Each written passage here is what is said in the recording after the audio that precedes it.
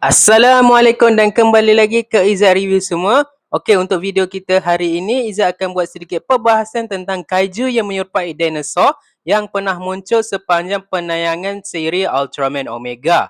Tapi Izzat punya perbahasan itu tidak hanya terhad di dalam siri saja, tapi Izzat pun akan bahas juga tentang kaiju yang menyerupai dinosaur yang pernah muncul di dalam stesen Ultraman Omega. Dan pada Izzat itu merupakan satu benda yang cukup menarik lah, disebabkan ada banyaknya kaiju yang menyerupai dinosaur yang pernah ada sepanjang penayangan Ultraman Omega. Sampaikan ada peminat yang mengharapkan supaya Ultraman series kedepannya dapat menampilkan dan menggunakan tema dinosaur seperti mana yang pernah dilakukan oleh siri Sentai seperti Zyuranger ataupun Kyoryuger ya. Jadi kalau kau nak tahu apa saja yang menarik dan apa saja kaiju yang menyerupai dinosaur yang pernah muncul dalam Ultraman Omega, make sure kau stay tune dekat dalam video Izzat kali ni, okey? Yang pertama ini kita ada Teriziras yang membuat kemunculan pertamanya di episod keempat Ultraman Omega. Teriziras asalnya merupakan sejenis dinosaur iaitu Therizinosaurus, yang mana Therizinosaurus tersebut telah pun berjaya selamat daripada kemusnahan dinosaur di masa lalu. Dan disebabkan itu, dia telah pun berevolusi menjadi kaiju yang kita kenal sekarang ni iaitu Teriziras ya.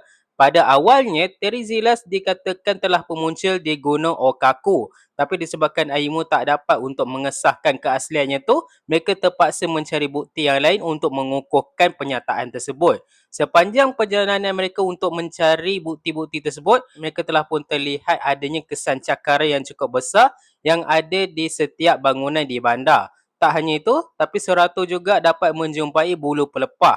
Sehingga akhirnya mereka mendapat tahu kalau Therizinosaurus tersebut telah pun berevolusi menjadi kaiju dan Soratu akhirnya dapat menjejaki kedudukan daripada Teriziras. Disebabkan dia telah pun berevolusi, Teriziras ini tidak sama seperti Therizinosaurus yang asalnya. Yang mana Therizinosaurus yang asalnya itu tidak mempunyai apa-apa kuasa. Sementara Teriziras ni mempunyai kuasa untuk menjadikan diri dia halimunan dan dia juga dah mengubah diet dia daripada awalnya tu dia merupakan dinosaur yang hanya memakan tumbuhan, tapi kali ini Teriziras telah pun memakan manusia. Setelah dia memakan beberapa manusia, akhirnya Soratu berubah menjadi Ultraman Omega.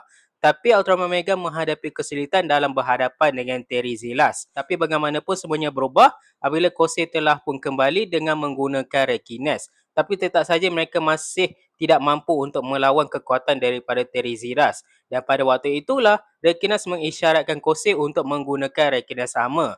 Dengan menggunakan Rekines sama, Ultraman Omega dapat bertarung dengan lebih baik dan dia juga dapat menghabiskan Teriziras itu dengan menggunakan finisher daripada Rekines Armor yang dipanggil sebagai Rekines Caliber Continuous. Berbeza dengan kaiju yang lain yang pernah muncul di dalam siri Ultraman Omega yang Soratu dapat ingat, Teriziras merupakan satu-satunya kaiju yang Soratu tak dapat ingat ya. Tapi bagaimanapun, dalam DX Omega Saga ada satu voice line yang menunjukkan kalau Soratu tu sebenarnya ingat siapa itu Teriziras. Dan reason kenapa Soratu tak ingat siapa tu Teriziras adalah mungkin sebab dia tak pernah melihat kemunculan daripada Teriziras itu sendiri ataupun mungkin kerana Teriziras itu sendiri telah pun wujud selama jutaan tahun lamanya sebelum kemunculan daripada Space Gazer Omega itu sendiri.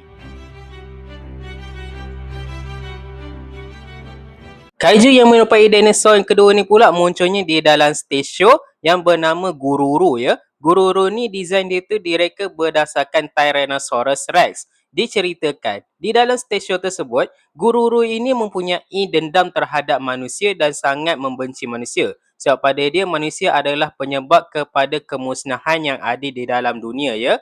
Dan disebabkan itu, Soratu secara tak sengaja telah pun terjatuh ke kawasan tersebut dan dia telah pun berjumpa dengan Gururu dan juga beberapa kaiju yang lain. Soratu menafikan kalau tak semua manusia itu jahat. Masih ada lagi yang mempunyai hati yang suci yang mampu untuk mengubah masa depan.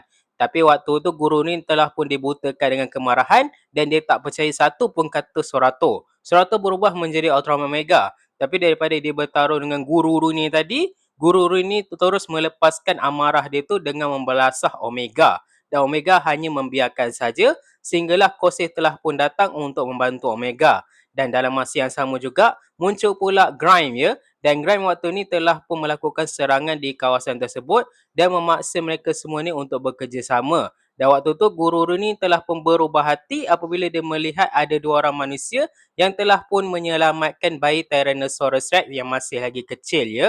Disebabkan itu barulah dia sedar kalau tak semua manusia itu jahat dan masih ada lagi yang baik yang mampu untuk mengubah masa depan. Disebabkan itu dia telah pun membantu Ultraman Omega dan Ultraman Omega telah pun menggunakan Trigon armor dia untuk menghabiskan Grime. Dan waktu ni guru ini mula mempercayai manusia tapi dia memberitahu sekiranya manusia ini berkelakuan jahat lagi, dia tidak akan memberi peluang lagi. Dan kalau kau nak tahu juga, Gururu tu sebenarnya diinspirasikan daripada Ururu ya. Ururu tu sebenarnya merupakan Tyrannosaurus Rex yang berasal daripada tokusatsu hybrid anime buatan Suburaya iaitu Izenborg ya. Dan ada yang mengatakan kalau Gururu itu sendiri merupakan keturunan daripada Ururu.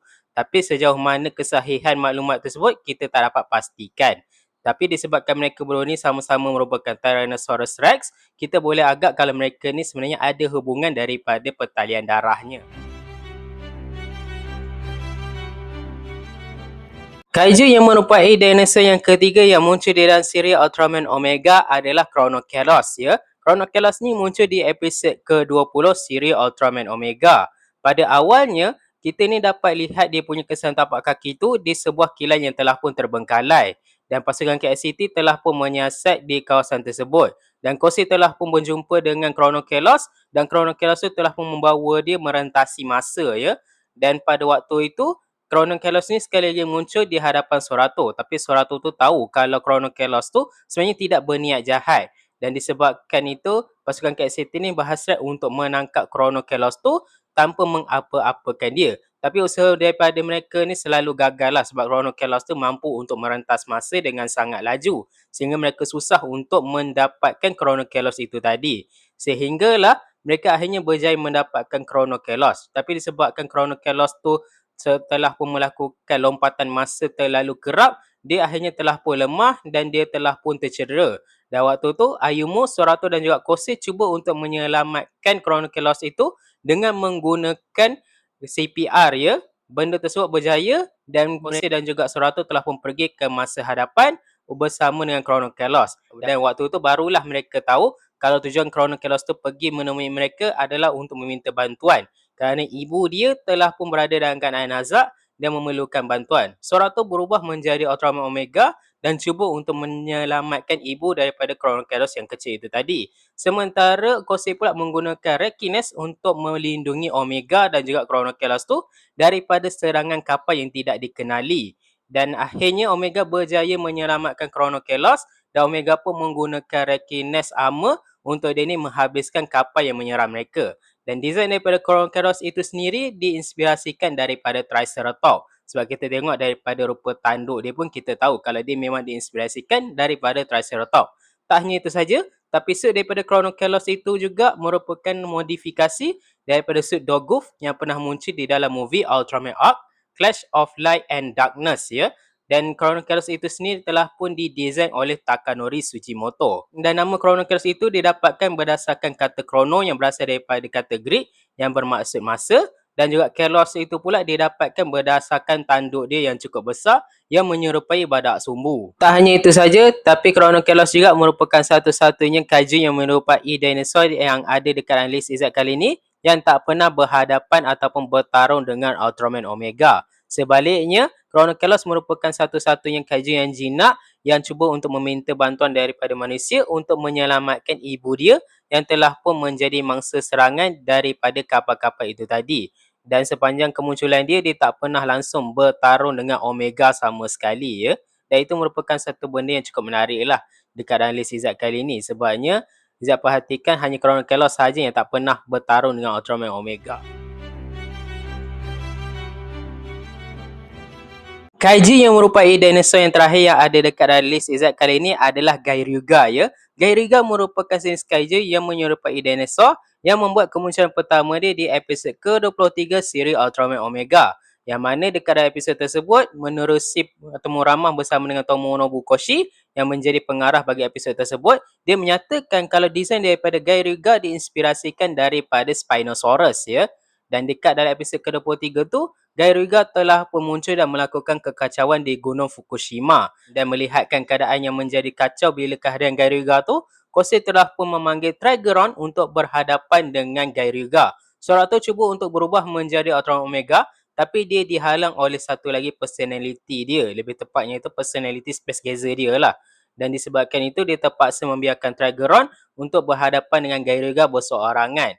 Dan kekuatan daripada Gairuga ni memang sangat mematikan kerana dia mempunyai satu kebolehan yang mana dia boleh tembakkan satu kosen yang cukup berkuasa. Dan bayangkan, waktu pertarungan dia dengan Trigeron tu, dia cuba untuk tembak Trigeron menggunakan kuasa dia.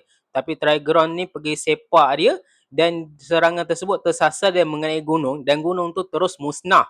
Dan itu menunjukkan betapa kuatnya kuasa daripada Gairuga itu sendiri. Bagaimanapun, melihatkan kekuatan Gairuga itu, Kosei terpaksa memanggil Trigeron kembali, sementara Trigeron sempat dihabiskan oleh Gairuga. Dan pada keesokan harinya pula, barulah Kosei dan juga yang lain ni bercadang untuk berhadapan sekali lagi dengan Gairuga dengan bantuan daripada NDF serta menggunakan satu lagi laser buatan daripada Sayuki Ota. Yang mana laser tersebut turut menggunakan KN-102 yang merupakan sumber kuasa daripada Gairuga. Pada hari kejadian, operasi pun bermula, tapi operasi mereka ni diganggu oleh kemunculan Peknos. Peknos muncul dan dia terus berhadapan dengan Gairuga. Tapi Gairuga jauh lebih berkuasa kalau nak dibandingkan dengan Peknos. Lihatkan keadaan tu, Kosei ni terus sama Rekines untuk membantu mereka dan cuba untuk menggunakan telekinetik untuk dia ni menghalang serangan daripada Gairuga. Tapi Gairuga berjaya melepaskan diri dan menembak platform yang menjadi tempat laser tersebut berdiri. Tapi dengan bantuan daripada Rekines juga yang menggunakan kuasa telekinetik dia, dia berjaya membalikkan serangan tersebut dan serangan tersebut berjaya mengenai dada Gairuga. Gairuga telah pun tewas buat seketika dan Rekines telah pun ditewaskan oleh Peknos yang mengeluarkan angin dia sejuk dia yang telah pun membekukan Rekines. Gairuga telah pun kembali bangkit dan dia mula menyerang Peknos dan menghabiskan Peknos dengan menembakkan kosen dia tepat ke kepala Peknos. Dan waktu itulah Soratu ni tahu betapa bahayanya Gairuga dan dia telah pun berubah menjadi Ultraman Omega dan berhadapan dengan Gairuga. Dia telah pun menggunakan Vaginus Armor dan belum sempat dia menghabiskan Gairuga tu dengan menggunakan kuasa daripada Vaginus Hellburn Inferno. Dia punya memori sebagai Space Gazer telah pun kembali dan dia telah pun membiarkan Gairuga untuk melarikan diri. Gairuga bagaimanapun telah dinyatakan tewas di episod ke-25 yang mana menurut Ayumu, Gairuga telah pun dimakan oleh Zomera dan disebabkan itu Zomera ni mempunyai kekuatan daripada Gairuga itu sendiri. Tidak hanya itu, tapi Gairuga juga merupakan satu-satunya kaiju yang tidak berjaya ditewaskan oleh Ultraman Omega sewaktu kemunculan dia. Yang mana itu semua berlaku disebabkan Omega telah pun mendapatkan memori dia sebagai Space Gazer dan dia memilih untuk membiarkan Gairuga melarikan diri memandangkan dia tak pernah ada apa-apa lagi urusan dengan manusia. Dan itulah yang menyebabkan Gairuga berjaya menyelamatkan diri dia sebelum dia akhirnya telah pun dimakan oleh Zomera yang telah pun mengakibatkan Omega ni tak mampu untuk bertarung dengan Gairuga buat pusingan yang kedua. Jadi itulah dia semua kaiju yang menyerupai dinosaur yang pernah muncul sepanjang penayangan Ultraman Omega. Di antara semua kaiju yang Izzat dah bahas tadi, yang mana satu favourite korang? Kalau macam Izzat, semestinya adalah Gairuga ya. Sebab Izzat sangat suka dengan desain daripada Gairuga itu sendiri. Serta Gairuga itu pun merupakan salah satu kaiju yang pada Izzat cukup ganas jugalah. Sebab dia boleh habiskan Peknos dengan sekali tembakan. Bukannya dia tembak daripada jarak jauh. Dia tembak daripada jarak dekat dan mengenai kepala Peknos tu. Jadi maknanya Peknos tu kalah dalam keadaan yang cukup mengerikan ya. Desain dia pun memang cukup cantik. Tapi sayangnya dia tak berjaya ditewaskan oleh Omega dan justru dimakan oleh Zomera pula. Dan itu membuatkan Izzat ni rasa kecewa jugalah. Sebabnya Izzat suka Gairuga tu. Tapi ternyata ada lagi kaiju yang jauh lebih kuat kalau nak dibandingkan dengan dia ya. Jadi Izzat rasa tu sajalah kot video kita hari ini membahas tentang kaiju yang menyerupai dinosaur yang pernah muncul di dalam siri Ultraman Omega.